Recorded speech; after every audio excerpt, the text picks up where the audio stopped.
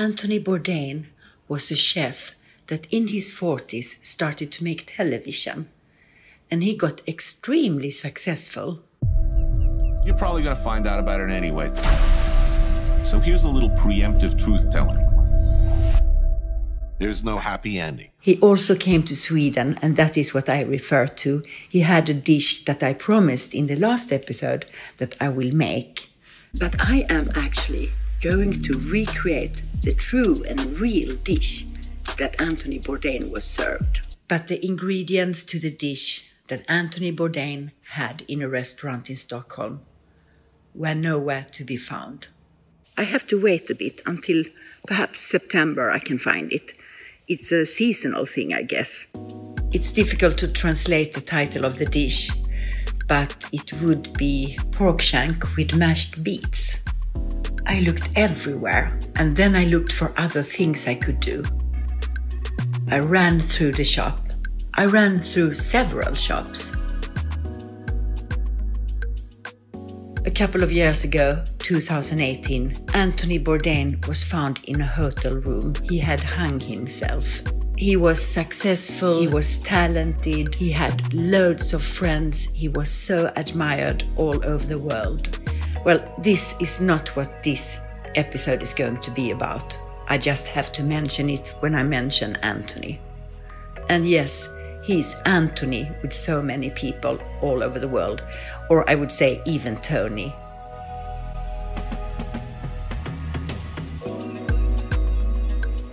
The thing with Anthony Bourdain was that he spoke to ordinary people. He was brilliant to connect to everyone, to the man and the woman on the street.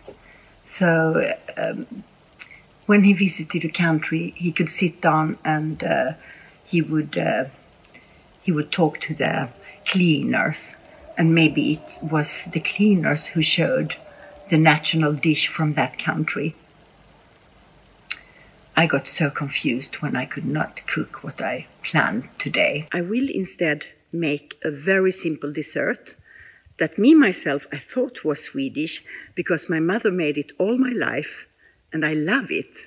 Everyone loves it and it's so easy to make, but anyhow it's delicious and maybe you get inspired. I will make it with apple, but you can make it with everything.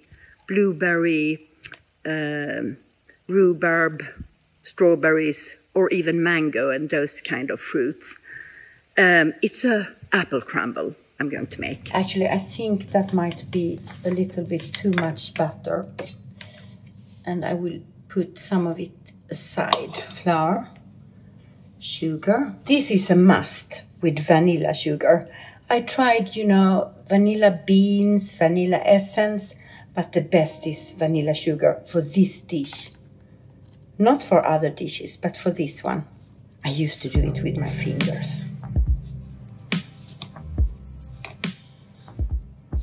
Me, personally, I prefer it without things like cinnamon and cardamom and other flavors that you can have in it. I just want this vanilla flavor.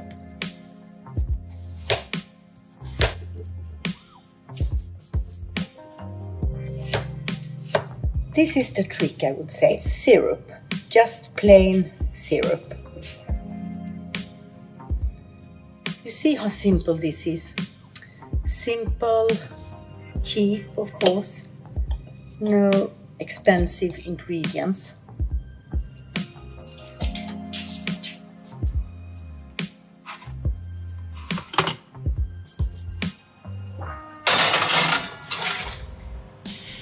Instead of making your own custard, that can be a bit complicated, you mix it with whipped cream.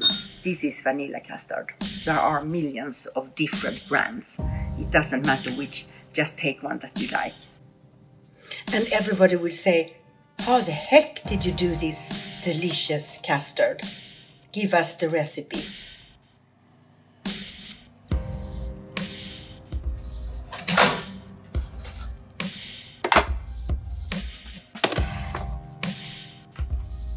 Look at this. It's delicious.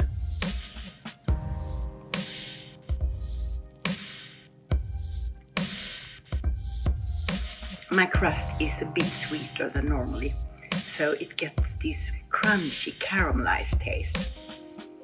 Try this one. And don't change the recipe. For once I will say that. Don't mix nuts or oatmeal or whatever in. Just do it like this. I promise you. It's unbeatable.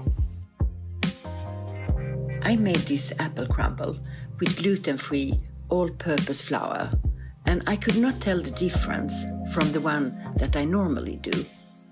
So actually it's a gluten-free apple crumble today. The correct translation for the dish that I did not do, it's actually shank with mashed swede. Well, you get the picture.